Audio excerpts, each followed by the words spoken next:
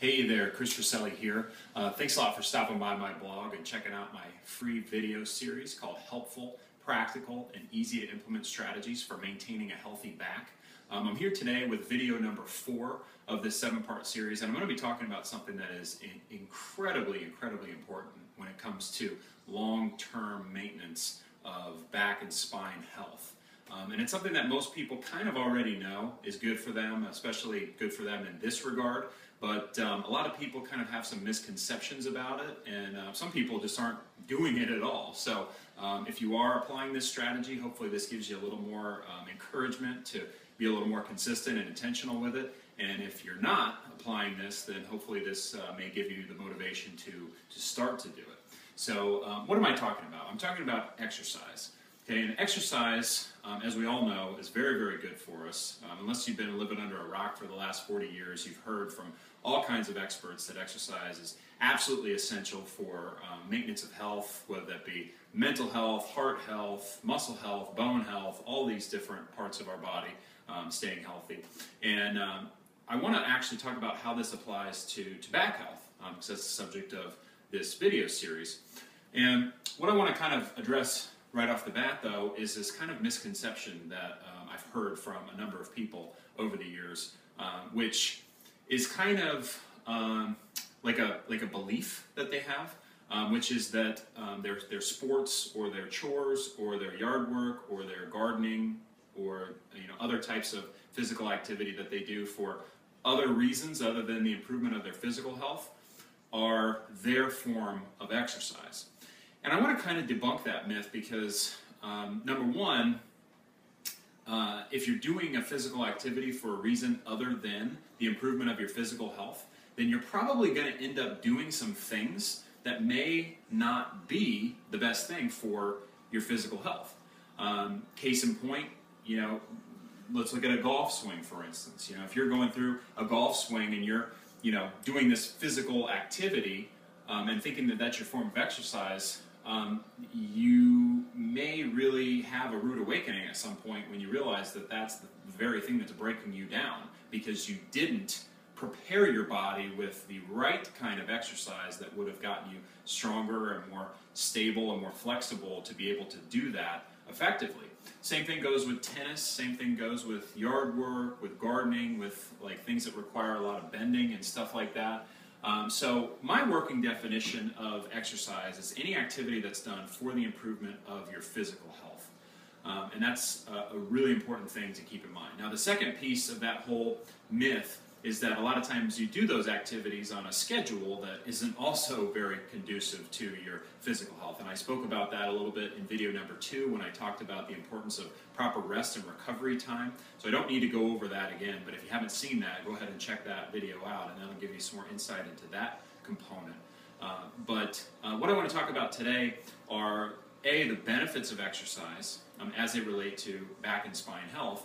And also, I'm going to give you an opportunity to see some videos that I have put together that show you some flexibility and strengthening exercises that are going to be really helpful for your back health. And those will be free as well. I'll include the links in the next email that I send out. Unless you want to get them right away, and then you can just email me at nonfictionfitness@hotmail.com. So the benefits of exercise. I've basically, condensed down these hundreds and thousands of benefits that we get from exercise into 3 main things, because these are the things that kind of apply to our back health. And number 1, I want to talk about the anti-aging benefit of exercise.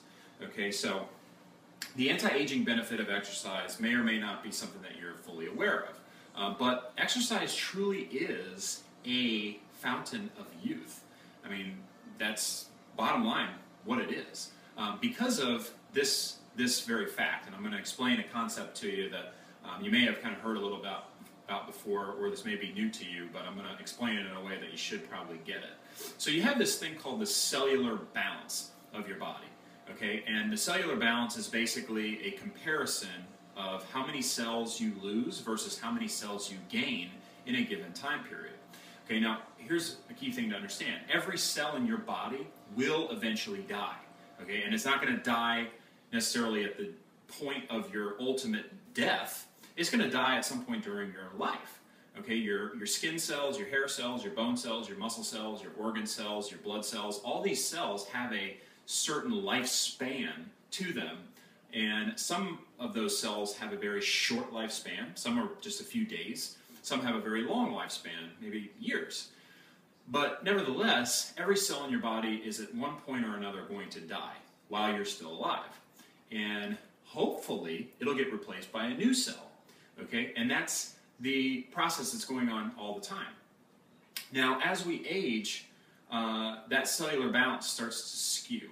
Okay, when we're really young, our cellular balance is such that we lose less cells than we put back.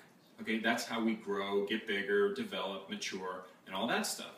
When we get to about our mid-20s or so, our cellular balance starts to kind of even out. You know, we lose about as many cells as we put back. As we get a little older, it starts to kind of skew the other way. Now we're actually losing more cells than we're putting back, and that's what contributes to aging. Okay, this is why you lose bone cells, muscle cells, skin cells, hair cells. This is why, you know, the elastin goes away in your skin and you get wrinkles. This is why bone cells go away and you get osteoporosis. This is why organ cells go away and you get, you know, deterioration to those parts of your body. It happens on every level. So here's the thing: although we're not able to, you know, currently totally eliminate that decline, you know, the aging decline, we are able, through some strategic, intentional decisions that we can make on a regular basis, to slow it down. So instead of it being like a more intense drop-off in you know, function and in our cellular health and all that stuff, we can actually slow it down. Okay, and exercise is a big part of that, because exercise stimulates the cells in our body, and it tells our brain and our DNA to actually create new cells.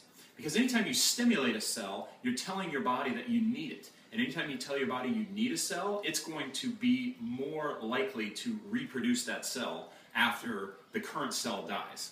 Okay, so that's going to help to offset some of those effects of aging.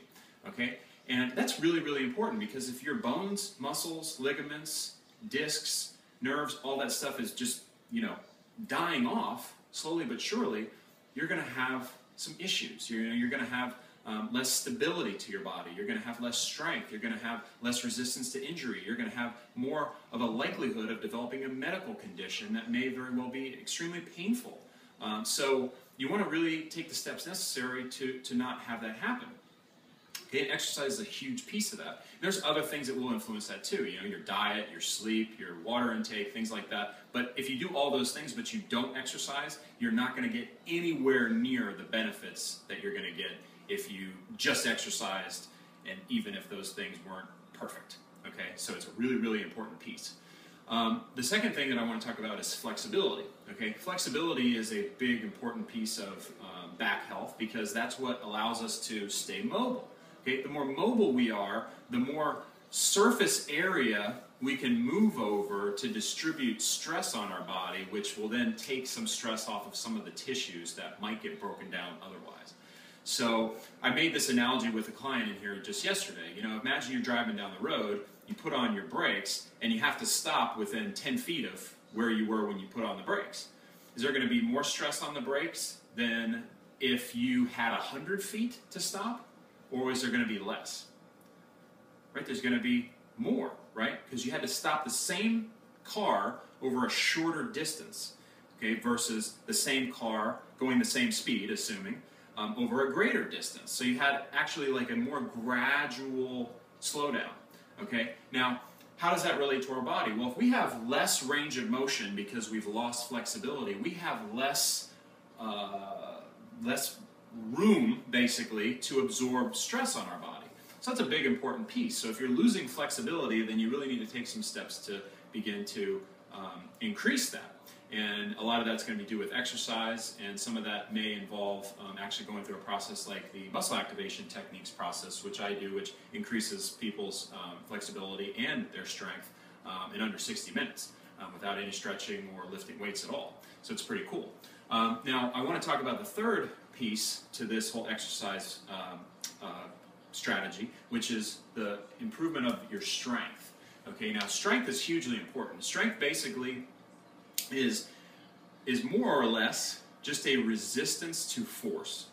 Okay, so we live here in Florida. This is hurricane country. If we have 110 mile an hour gust of wind because of a hurricane coming through and hitting our house, do you think that a reinforced glass window or a just regular, Home Depot window is going to hold up better? Right? The reinforced glass window. Why? Because it has more strength. It has more resistance to the force of the wind. Okay? So that glass is not going to get injured as easily as the other glass will. Right? Well, your body has to deal with forces too. Okay? We have constantly a force pulling on us called gravity, and then we also have our physical activities which put more force on our body, and so we always have to deal with these forces. Now, if our bodies are not as strong as they should be, then we're not going to deal with forces very well. It's just the way that it is. And the thing that has to deal with forces the most are our muscles. And to kind of illustrate this, I want you to do this little demonstration for me. Okay, take one hand, put it out, put the other hand on top of it, and I want you to push down with this hand, push up with that hand, and try not to let either hand move. Okay, so you notice what's happening there as you do that. You're contracting one muscle on this side, one muscle on that side, and some other muscles kind of on both sides. And what you're doing is you're resisting force with both hands. Okay, you're putting force on one and putting force on the other, and those two forces are counteracting each other, and you're resisting them. Okay, that's what your muscles do. Now, here's a key thing to understand. Every injury that can possibly happen to your body is a result of too much force going through the wrong tissues over a too frequent amount of time. Now, that can be something as blunt as a broken bone or a sprained ankle or a torn muscle or a torn tendon or all kinds of other things that can happen like right away. Or it can be something that happens more gradually, like arthritis or tendonitis or bursitis or a disc bulge, disc herniation, like all that sort of stuff. Okay, it's all a result of too much force. Okay, and that's what creates every injury. You tell me any injury in the world, and I'll explain to you how too much force created it. Just recently, we had a big injury that was in the news from the basketball player Kevin Ware from Louisville. What happened there? Well, he went to go dive after a ball. He came down on his foot. All the force of his body weight hitting the ground caused his tibia to just snap. Okay? Result of too much force. Okay? And that is an example of an injury, and that is how too much force created that injury. Okay? Every injury is inherently the same. It's just a result of too much force. So the thing that has to absorb the force are your muscles, okay? And the thing that increases their ability to absorb force is exercise, okay? So you really want to exercise so that the muscles can absorb more force, so that the other tissues in your body don't have to, so that you can prevent an injury. Okay, now I want to throw out there that whole muscle activation technique piece, because sometimes when your brain tries to tell muscles to resist force, the message just doesn't get through. And that can be a big, big problem. That can make you not able to resist forces very well, which can lead to injuries. And it can also cause you to absorb more stress than you should while you already have an injury, causing that injury to not heal properly. So if you're concerned about either of those two things, you should really check out my free information guide that I have on my website, www.nonfictionfitness.com, and that'll tell you a lot more about that.